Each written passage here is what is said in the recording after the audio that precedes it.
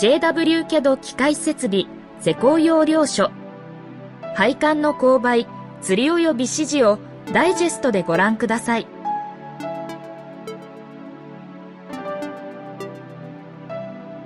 横走り配管の固定、梁貫通部の固定、中間部の固定、梁下の固定、スリーパーを使用した場合を図解しています。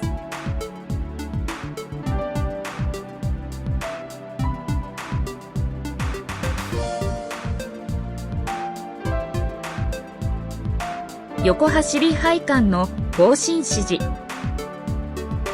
特に防振を必要とする場合は、つり金物に防振材を取り付ける。防振材にかかる荷重が均一になるように配列を調整する。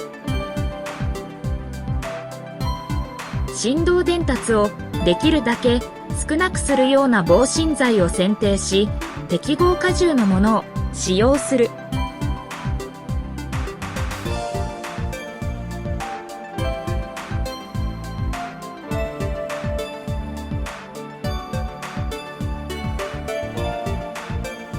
屋上配管指示施工要領。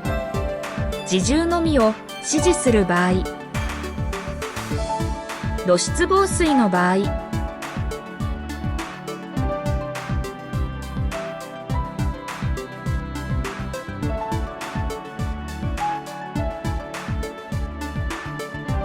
管指示固定金物部分の保冷。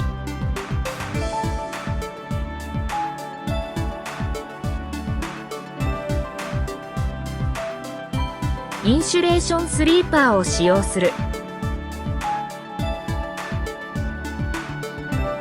保温材との突き合わせ部分に隙間がないように施工し、アルミテープ等で目張りする。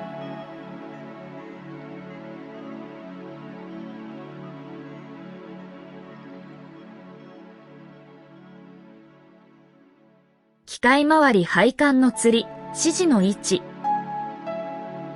ポンプ周りの指示。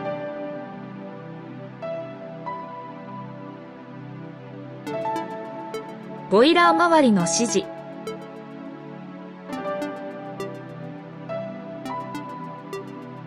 コイル周りの指示。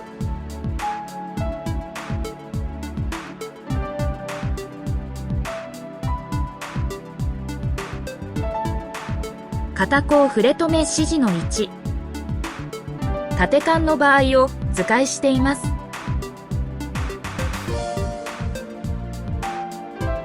壁の場合を図解しています。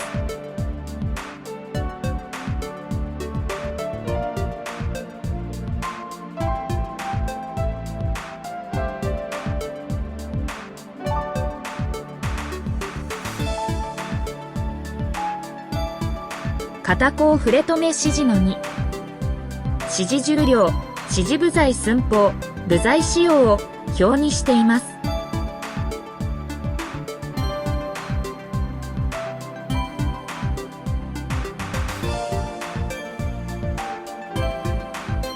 建築物エキスパンションジョイント部配管要領。フレキシブルジョイントを使用する場合を図解しています。ボールジョイントを使用する場合を図解しています。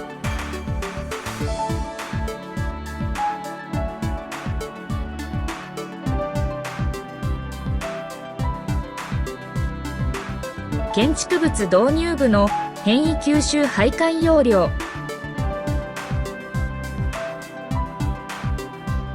ボールジョイントを使用した場合、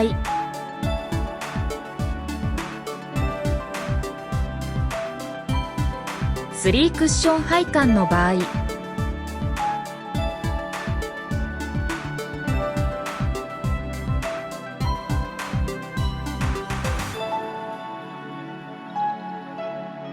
指示部材選定表の1。配管質量表と片甲触れ止め指示部材の選定表です。指示質量は指示部材が受け持つ配管の自重とします。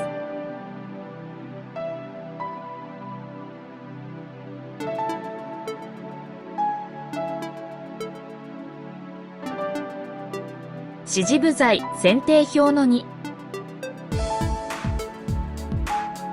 インサート金物、接着系アンカーの許容引き抜き荷重などを表にしています。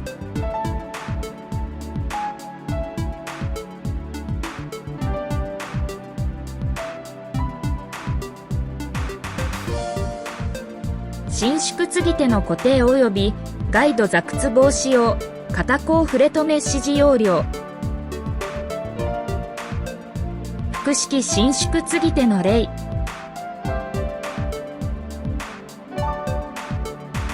ローラー金物ガイド集の例。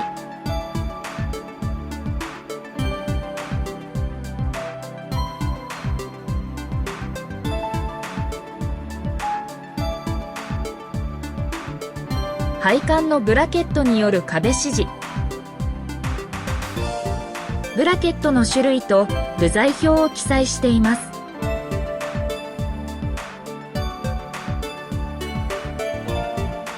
アンカーボルトの選定とブラケットの材質を表にしています。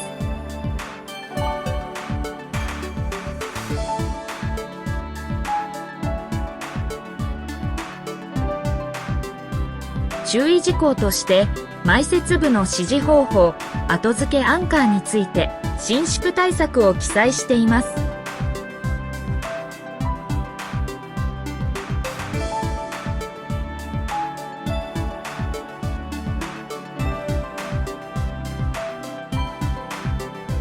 配管の共同吊り。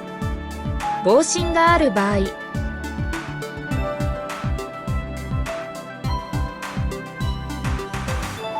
注意事項として指示点、防振材の位置、耐震触れ止め、集中個別防振を記載しています。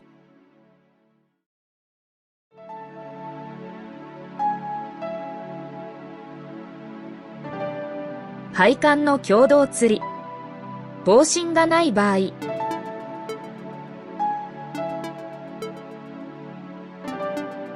使用及び施工法を図と表にまとめています。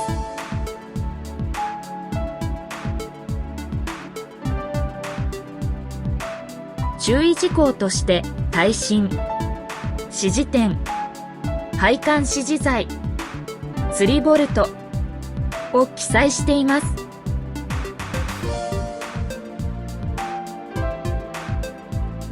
配管の勾配、吊り及び指示の位置、一般事項と勾配について記載しています。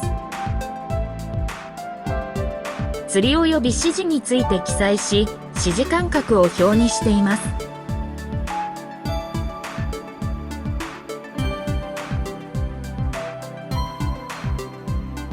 配管の勾配、吊り及び指示の2、縦管の固定及び触れ止め箇所について記載しています。配管の吊り方を図解しています。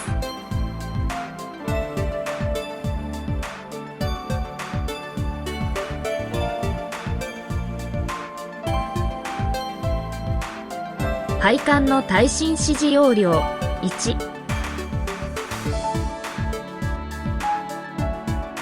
A類耐震指示の例を記載しています。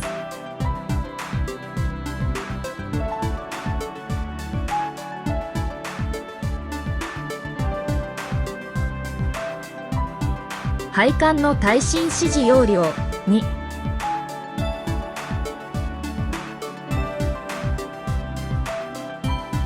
A 種耐震指示の例を記載しています。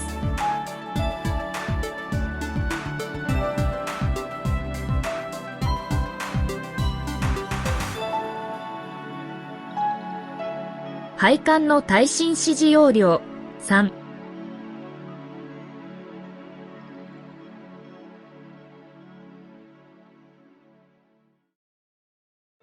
A 種耐震指示の例を記載しています。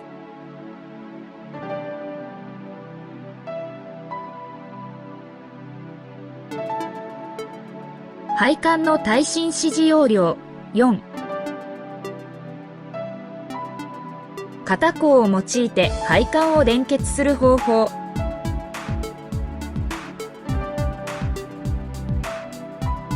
縦配管の耐震指示の例を図解しています。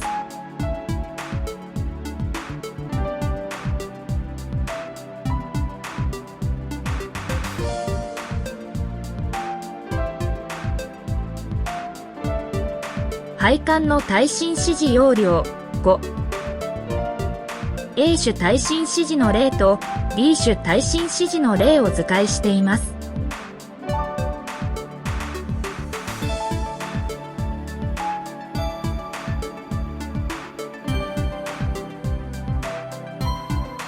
配管の吊り、指示の位置。水平曲がり部、立ち上がり、立ち下がり、分岐部分の指示の位置。大型弁類、弁装置類の指示の位置。継ぎ手の近くで指示をしましょう。弁装置の近くでは1から3点指示をしましょ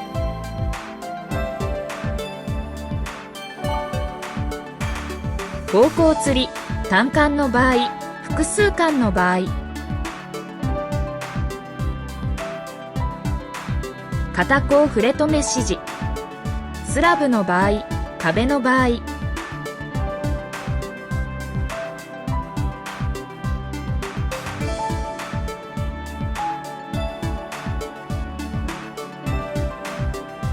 合格角、貫通部の処理。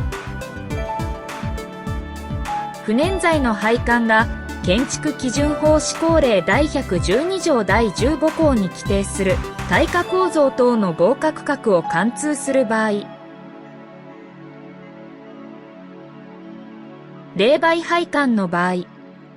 被覆導管保温付きポリブデン管の場合。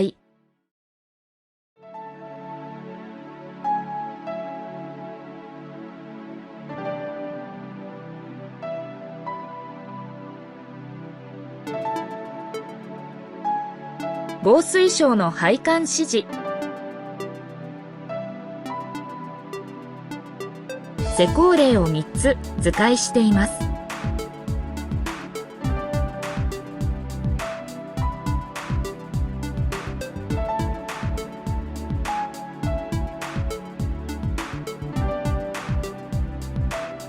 縦管の固定容量。鋼管の場合。鋳鉄管の場合。床貫通部は配管の触れを防止できる構造とする。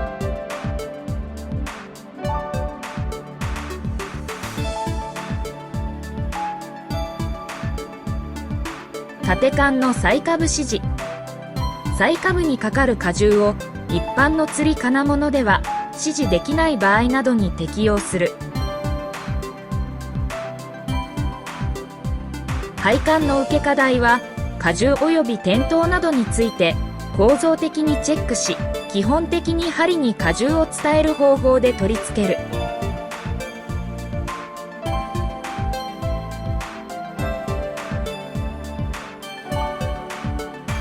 縦管の中間部指示1。耐震・防振の触れ止めが必要な場合。荷重及び地震加速度について構造的にチェックし、針に荷重を伝える方法で取り付ける。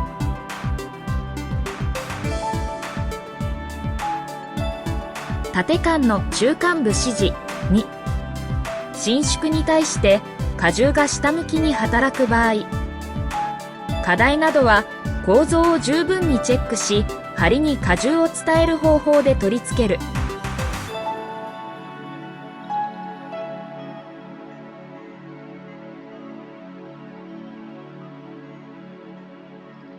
縦管の指示。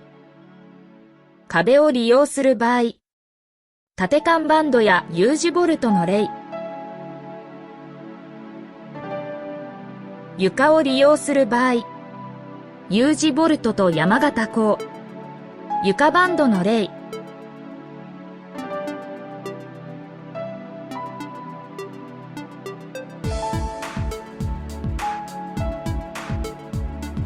冷媒配管の指示。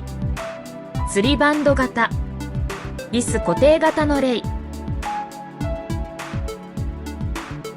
壁面直付け型。ワンタッチ取り付け型のレイ。JW CAD 設ビット .com